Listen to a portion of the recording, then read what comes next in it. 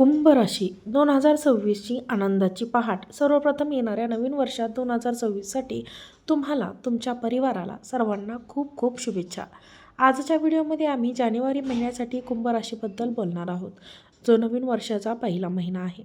हे नवीन वर्ष तुमचे आयुष्य कसे बदलेल आणि हा पहिला महिना तुम्हाला बदल करण्याची संधी कशी देणार आहे, यावर आपण चर्चा करणार आहोत. तुम्ही कुंभ राशींचे जातक असाल तर ह्या चॅनलसाठी हे कुंभ राशींसाठी चॅनल आहे. कुंभ राशींच्या महत्त्वाच्या ज्योतिषीय माहितीसाठी लगेच चॅनलला सबस्क्राईब करा. जानेवारी महिन्यात जेव्हा वर्ष सुरू होईल तेव्हाच एकाच राशीमध्ये 4 ग्रह असतील आणि ते तुमच्या उत्पन्नाच्या म्हणजेच लाभस्थानात असतील. ही परिस्थिती अत्यंत शुभ आहे, ज्यामुळे या नवीन वर्षाची सुरुवात तुमच्यासाठी अतिशय मंगलमय होणार आहे. शुभ कार्य का करावे आणि हे 4 ग्रह तुम्हाला आनंदी मनस्थितीत कसे ठेवणार आहेत आणि ते तुमच्यासाठी हा महिना कसा तयार करणार आहेत, हे सर्व ग्रहांच्या स्थितीच्या आधारे आपण पाहूया. जानेवारी 2026 मधील कुंभ राशींच्या भविष्याबद्दल बोलत आहे. आपण कामकाज, आर्थिक परिस्थिती आणि तुमच्या वैयक्तिक जीवनातील प्रत्येक पैलूची माहिती घेणार आहोत. शिक्षण आणि आरोग्यावरील माहिती सोबतच व्हिडिओच्या शेवटी हे वर्ष आनंदी बनवण्यासाठी तुम्ही कोणते उपाय करू शकता हे देखील मी सांगणार आहे. जेव्हा जानेवारी महिना सुरू होत आहे तेव्हा सूर्य, मंगळ, बुध आणि शुक्र तुमच्या 11व्या घरात म्हणजेच लाभस्थानात असतील. 11वे घर हे आपल्या इच्छापूर्तीचे आणि नफ्याचे स्थान आहे. यामुळे ग्रहांची चतुर्गृही युती तयार झाली आहे. सोबतच बुधादित्य योग, मंगलादित्य योग आणि लक्ष्मीनारायण योग देखील तयार होत आहे. यावर तुमच्या राशीचा स्वामी शनिदेव, जो सध्या लग्न भावात आहे, 5व्या घरात वक्री अवस्थेत असलेले बृहस्पती यांची दृष्टी आहे. हा दृष्टी संबंध तुम्हाला जीवनात पैसे मिळवण्याचे एक उत्तम माध्यम मिळवून देणार आहे.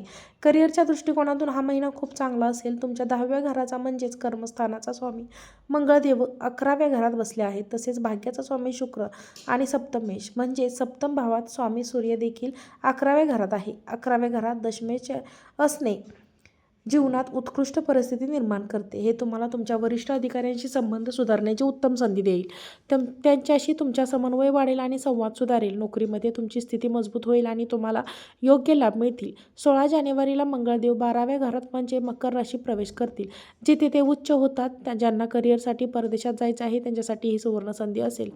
ज्यांना प्रवासाची आवड आहे त्यांच्यासाठी लांबच्या सहलीचे योग येतील. मंगळाची ही स्थिती करिअरमध्ये यश मिळवून देण्यास मदत करेल. व्यावसायिकांसाठी काळ हा चांगला आहे. छोट्या समस्या येऊ शकतात पण तुम्ही त्यावर मात कराल. व्यवसायाचा कारक बुध 11व्या घरात आहे आणि सप्तमेश म्हणजे भागीदारीचा स्वामी सूर्य देखील 14 जानेवारीपर्यंत 11व्या घरात आहे. 14 जानेवारीला सूर्य मकर राशीत म्हणजे 12व्या घरात प्रवेश करेल, ज्याला आपण मकर संक्रांत म्हणतो. 12व्या घरात सूर्य आणि मंगळ याची युती होईल. जर तुमचा व्यवसाय परदेशाशी संबंधित असेल तर तुम्हाला प्रचंड नफा मिळण्याची शक्यता आहे. परदेशी माध्यमांशी जोडलेल्या लोकांसाठी जानेवारी महिना अत्यंत फायदेशीर ठरेल. महिन्याच्या मध्यापर्यंत उत्पन्नाचे एकापेक्षा अधिक स्रोत निर्माण होतील. प्रेमात वाढ होईल आणि एखाद्या सामाजिक कार्यक्रमात जोडीदारासोबत चांगला वेळ घालवण्याची संधी मिळेल. मात्र सप्तम भावात केतू विराजमान आहे आणि सप्तमेश सूर्य 14 तारखेला 12व्या घरात असणार आहे. यामुळे वैवाहिक जीवनात थोडी कुरकुर किंवा वाद होऊ शकतात. या काळात सावध राहा. जोडीदाराचा आदर केला आणि एकमेकांचे महत्त्व समजून घेतले तर काळ मिळत असेल. दुसऱ्या घराचा म्हणजे धन आणि कुटुंबाचा स्वामी गुरु 5व्या घरात आहे तर शनिदेव तुमच्या राशीत आहे. महिन्याच्या सुरुवातीला मंगळाची दृष्टी दुसऱ्या घरावर असल्याने कुटुंबात वादाचे प्रसंग येऊ शकतात. त्यामुळे बोलण्यावर संयम ठेवा. महिन्याच्या माध्यमापासून परिस्थिती सुधारेल. भावंडाचे सहकार्य लाभेल आणि त्यांच्याशी संबंधित सुधारतील. 5वे घर शिक्षणाचे आहे, जिथे गुरु बृहस्पती बसले आहेत. हा महिना विद्यार्थ्यांची एकाग्रता वाढणार आहे. काही आव्हाने समोर येतील पण कठोर परिश्रम केल्यास यश निश्चित आहे. उच्च शिक्षणासाठी प्रयत्न करणाऱ्यांसाठी हा काळ अनुकूल आहे. विद्यार्थ्यांनी थोडे अधिक लक्ष दिल्यास चांगले परिणाम मिळतील.